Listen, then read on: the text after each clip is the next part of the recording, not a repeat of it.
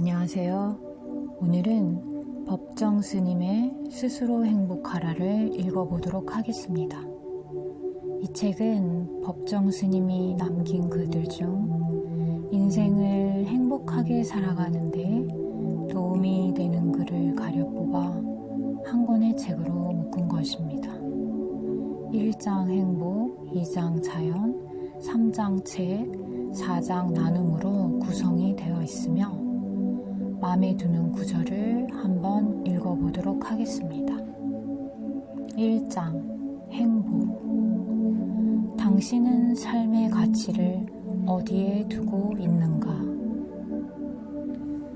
출가는 집을 나온다는 뜻입니다.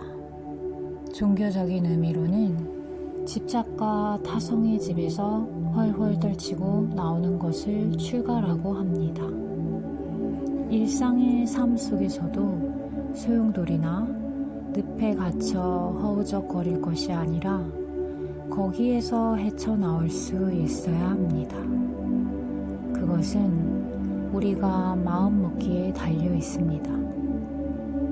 삶의 환경이 여러 가지로 다르므로 한결같을 수는 없겠지만 자신의 삶에 만족할 수 없어서 보다 자기다운, 보다 꽃다운, 보다 인간다운 삶은 없을까 찾게 되는 것이 바로 출가 정신입니다. 출가란 모든 집착과 얽힘에서 벗어나는 일입니다. 이것은 수행자에게만 해당되는 일이 아닙니다. 진정한 삶을 살아가려는 사람 누구에게나 이 출가 정신이 필요합니다. 지금까지 살아오면서 이게 아닌데 하는 생각이 든 적이 있다면 삶을 변화시켜야 하고 낡은 타성에서 벗어나야 합니다. 부처님은 집착을 바다에서 소금물을 마시는 것에 비유합니다.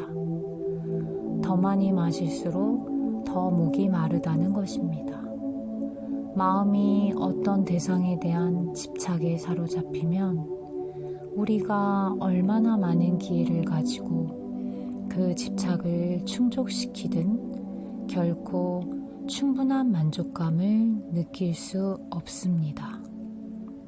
그것은 곧 괴로움으로 이어집니다.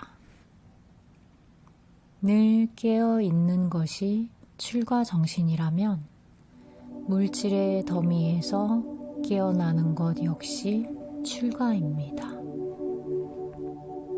괴로움의 원인은 집착입니다. 자식에 대한 집착, 살림에 대한 집착, 복잡해진 관계에 대한 집착, 재산에 대한 집착, 명예에 대한 집착, 이런 것들 때문에 괴로움이 찾아옵니다. 출가란 집착의 집, 욕망의 집에서 벗어나는 일입니다. 출가는 떠남이 아니라 돌아옴입니다. 진정한 나에게로 그동안 잊혔던 본래의 나로 돌아오는 길입니다. 출가는 소음과 잡다한 얽힘에서 벗어나 침묵의 세계로 들어섭니다. 출가는 본래의 나를 찾아 나섭니다. 나는 누구인가 하고 스스로에게 묻습니다. 존재 속의 존재에게 간절히 묻습니다. 답은 그 물음 속에 있습니다. 출가는 안정된 삶을 뛰어넘어 충만한 삶에 이르려는 것입니다. 출가는 무엇에도 매이지 않는 자유에 이르는 길입니다. 인간은 본디 자유로운 존재이며 존재의 궁극적인 목표도 자유입니다. 물질, 온갖 관계, 심지어 자신이 따르는 종교로부터도 자유로워지는 일입니다. 2상 자연.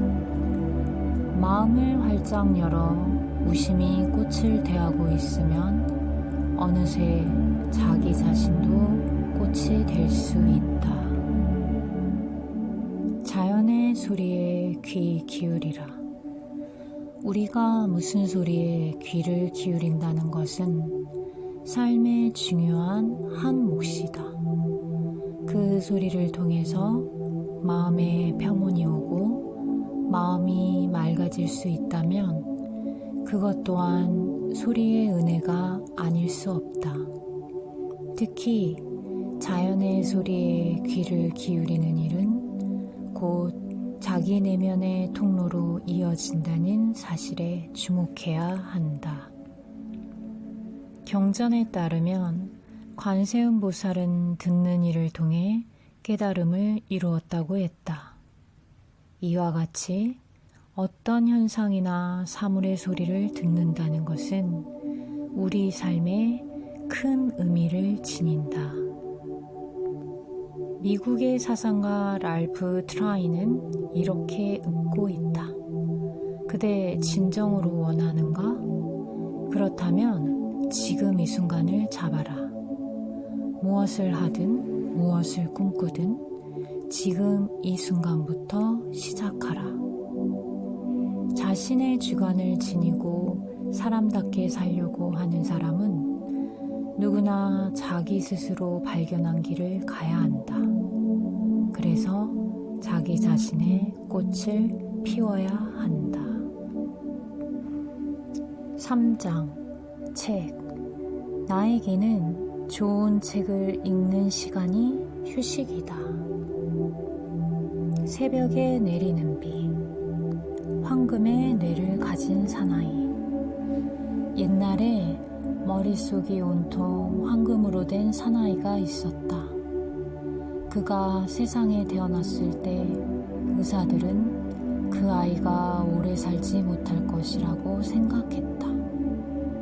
아이의 머리가 이상하리만큼 크고 무거웠기 때문이다.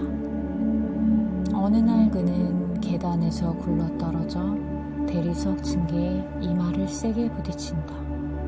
순간 그의 머릿속에서 쇠붙이가 덜커덕거리는 소리가 들린다.